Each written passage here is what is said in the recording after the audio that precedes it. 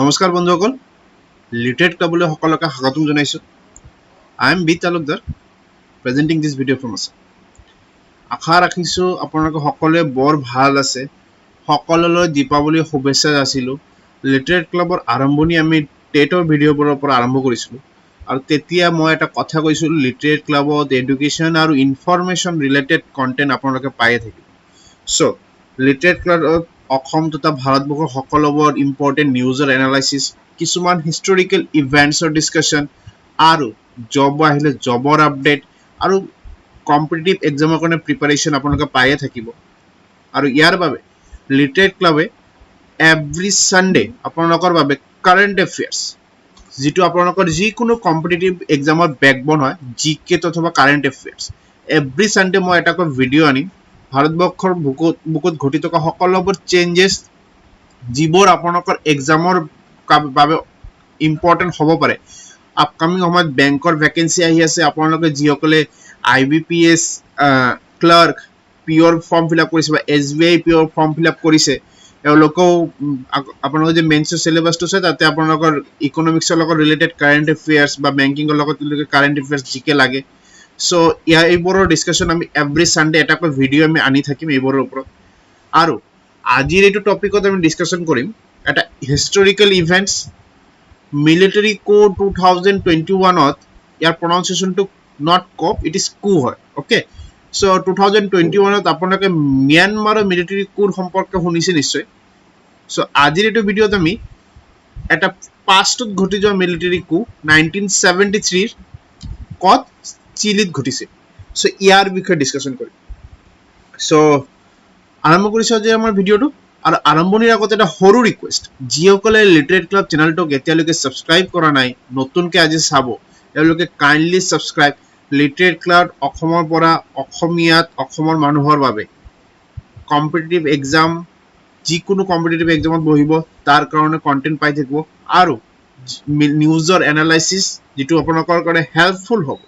সেইবোৰ নিউজৰ এনালাইচিছ আৰু কিছুমান হিষ্টৰিকেল ইভেণ্টছৰ লগত ৰিলেটেড কণ্টেণ্ট আনিয়ে থাকিব। চ' আশা ৰাখিছোঁ ভিডিঅ'টো আপোনালোকে সকলোৱে ভাল পাব। ভাল পাই থাকিলে এটাকৈ লাইক কৰিব, কমেণ্টত নিজৰ অপিনিয়নটো নিশ্চয় শ্বেয়াৰ কৰিব। চ' আৰম্ভণি দিছোঁ আজি আমাৰ ভিডিঅ'টো। আৰু আৰম্ভণিতে কি ডিছকাশ্যন কৰি আমি আজি চিলিৰ বিষয়ে। চ' চিলিৰ আৰম্ভণিত এটা কুৱেশ্যন মই আপোনাক সুধিম, আপোনালোকে যদি যিকোনো কম্পিটিটিভ এক্সামত বহে, জিঅ'গ্ৰাফিৰ অলপ ইম্পৰ্টেঞ্চ আপোনালোকে জানে। চ' চিলিক এটা কুৱেশ্যন মই দিলোঁ, চিলিটো কোনটো কণ্টিনেণ্টত প্ৰেজেণ্ট আছে, এইটো কাইণ্ডলি কমেণ্ট ছেকশ্যনত জনাব যিসকলে আজি চাই আছে। চ' আৰম্ভণি দিছোঁ। আৰু 1973 মিলিটাৰী কু সম্বন্ধে জানিব গ'লে আমাৰ কিছুমান কেৰেক্টাৰিষ্টিক্সৰ বিষয়ে জানিব লাগিব। প্ৰথমতে আজি আমি ইয়াতে সালভাডৰ আয়ান্দে, ইয়াৰ প্ৰনাউন্সিয়েশ্যনটো হ'ব সালভাডৰ আয়ান্দে। অ'কে, চ' তেখেতৰ এটা ফেমাছ এটা লেকচাৰ হয়, লাষ্ট পিচ হয় তেখেতৰ। মই আগতীয়াকৈ কৈ দিলোঁ তেখেতৰ লাষ্ট পিচ হয়। ইয়াক আমি কিছুমান লাইন আজি আমি পঢ়িম। চ' লাইনটো কি হ'ল, workers of my country, I have faith in Chile and its future. Other men will overcome this dark and the bitter moment when the treason seeks to prevail. Keep it in mind that much sooner or later, greater avenues will again be opened, through which will pass free men to construct a better society. Long live Chile, long live people, long live workers. এইটো সালভাডৰ Allende সেই সময়ত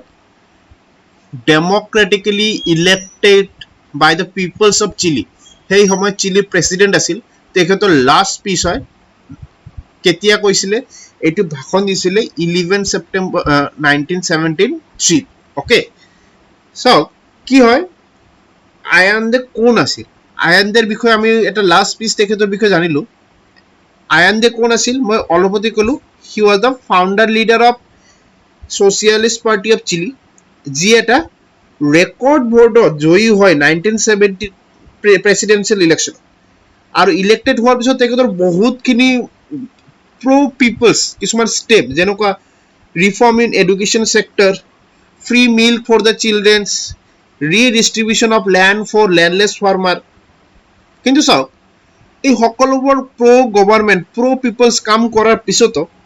তেখেতৰ ওপৰত কিছুমান বাধা আছিল, কিয়নো তেখেতে আছিল ছ'চিয়েলিষ্ট পাৰ্টিৰ লিডাৰ্ছ। অ'কে,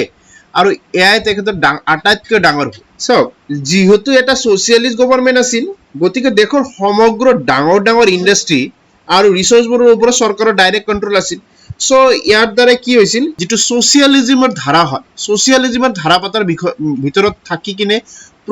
পিপলছ কিছুমান ষ্টেপ আনি আছে যিটো আমাৰ কেপিটেলিষ্টৰ আপোনালোকে ক'ব পাৰে মুখীয়া কেপিটেলিজিমৰ আমেৰিকাৰ সহ্য শক্তিৰ বাহিৰলৈ যাই আছে চ' চাওক হিষ্টৰিকেল ইভেণ্টছ হয় আৰু ইয়াত আমেৰিকাৰ ইনভলভমেণ্ট নাথাকিব এয়া হ'বই নোৱাৰে চাওক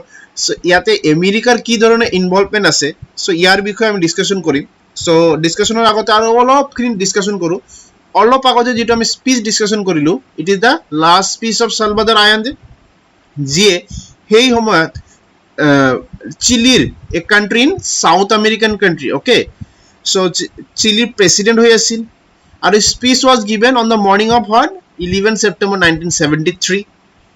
the day when government was overthrown by the military so military কি কৰিলে 11 September 1973 আয়ান্দে যিটো গভৰ্ণমেণ্ট আছিল ইয়াক অভাৰথ্ৰন কৰিলে আৰু এটা ডেমক্ৰেটিকলি ইলেক্টেড কাণ্ট্ৰিৰ পৰা চিলি কমপ্লিটলি কনভাৰ্ট হৈ গ'ল ক'ত এটা ডিক্টেটৰশ্বিপ মিলিটাৰী ডিক্টেটৰশ্বিপ চাওক সিন্স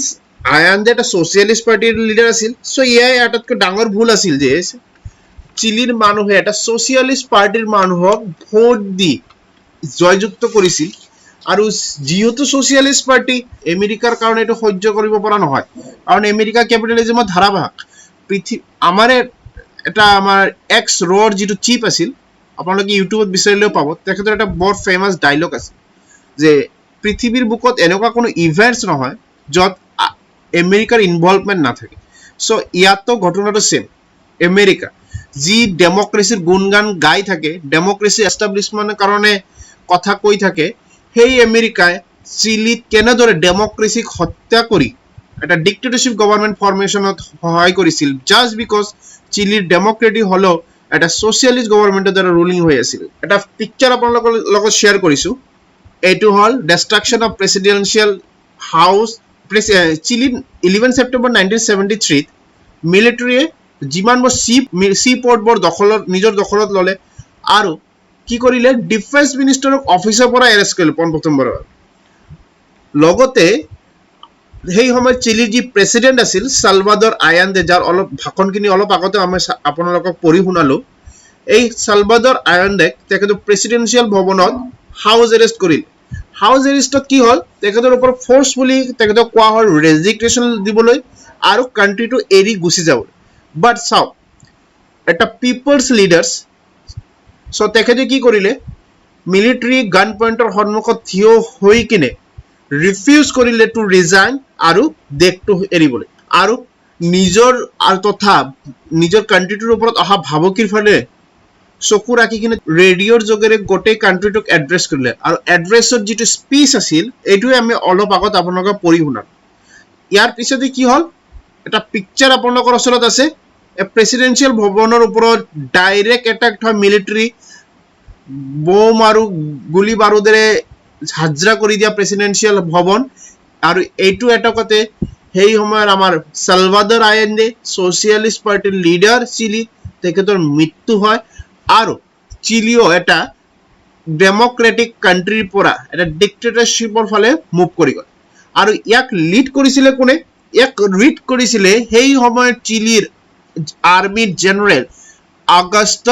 বেছলেট অ'কে যদিও আগষ্ট বেছলেটে ইয়াক লিড কৰিছিলে বাট চাব অলপ আগতে মই কোৱাৰ দৰে আমেৰিকাৰ ইনভলভমেণ্ট ইয়াতে আছে চ' আগষ্টক ম'ৰাল আৰু আৰ্থিক ছাপৰ্টটো কমপ্লিটখিনি দুয়োটাই প্ৰভাইড কৰিছিলে কোনে আমেৰিকা ডেমক্ৰেচিৰ ঢল বজাই থকা আমেৰিকা চাওক আমাৰ এটা এক্স ৰ হেড ইউটিউবত বিচাৰিলে পাব মই অলপ আগতে ক'লোঁ তেখেতৰে ষ্টেটমেণ্ট হয়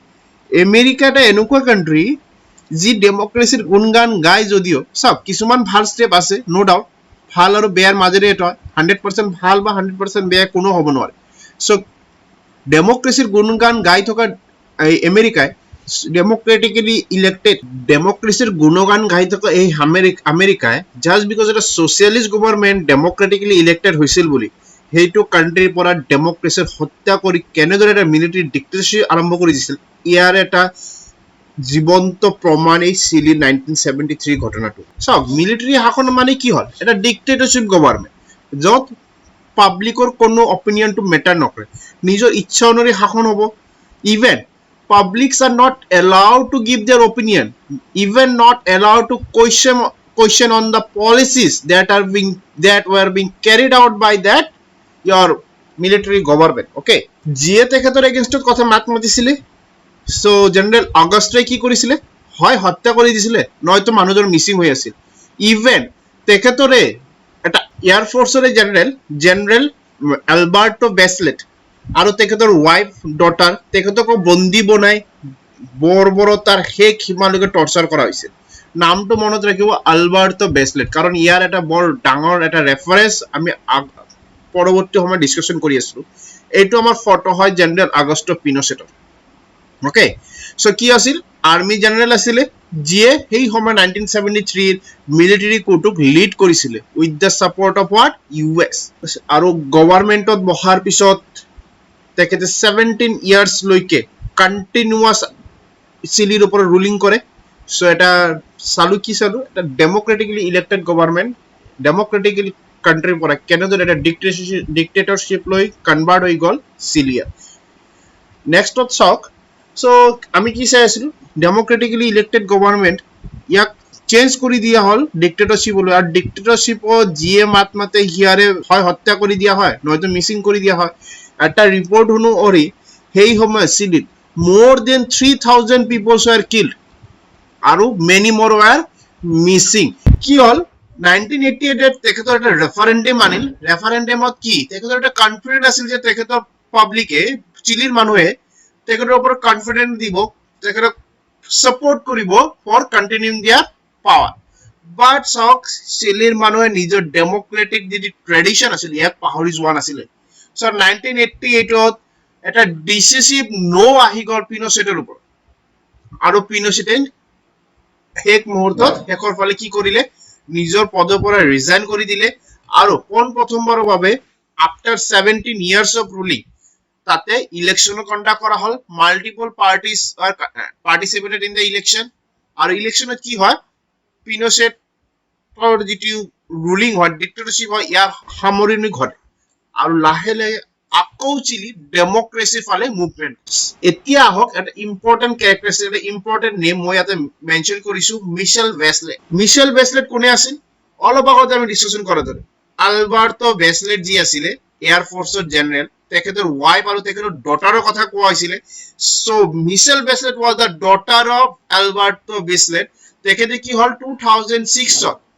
এটা মেডিকেল ডক্টৰ আছিল তেখেতে আৰু কি আছিল তেখেতেও এটা সোশিয়ালিস্ট মডাৰেট সোশিয়ালিস্ট পাৰ্টিৰ লিডাৰ আছিল আৰু মিশেল বেসলেট কি হয়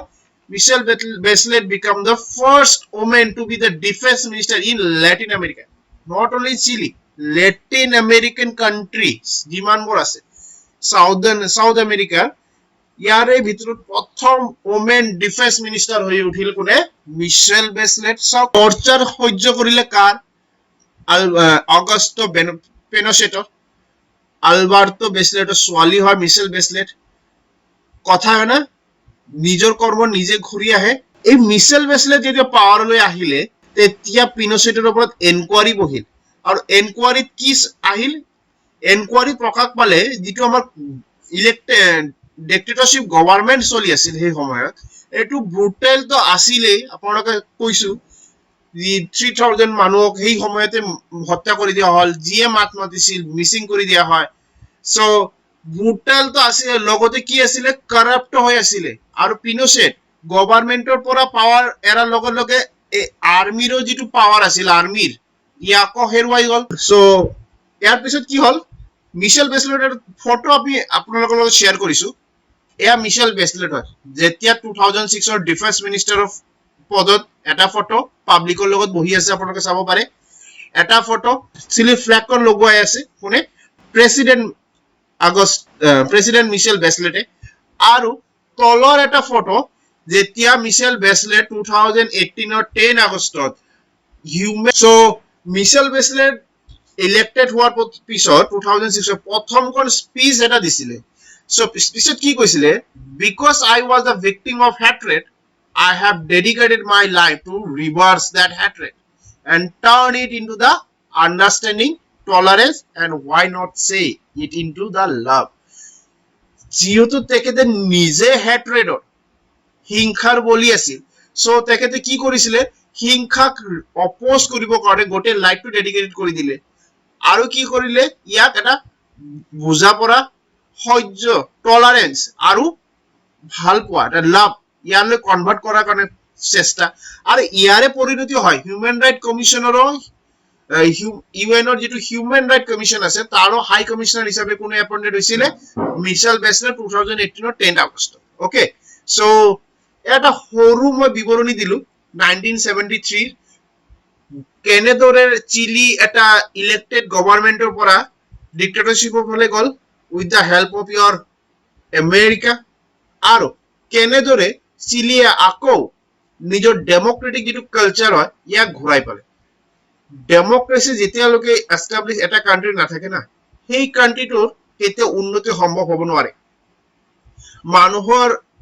freedom of speech, freedom of expression এইবোৰ যদি নাথাকে, এটা মানুহৰ মৰাল ভেলু কেতিয়াও ডেভেলপ হ'ব নোৱাৰে, মানুহ কেতিয়াও নিজ আগবাঢ়ি যাব নোৱাৰে।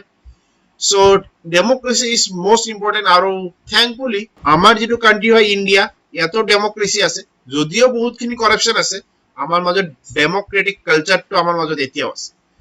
চ' আশা ৰাখিছো ভিডিঅ'টো আপোনালোকে ভাল পাব, ভাল পাই থাকিলে কমেণ্টত নিজৰ অপিনিয়নটো নিশ্চয় শ্বেয়াৰ কৰিব আৰু চেনেলটোক নিজৰ ছাপোৰ্ট প্ৰভাইড কৰিব। So' kindly subscribe this channel, press the bell icon. সামৰিছো আজি ইয়াতে, থেংক ইউ।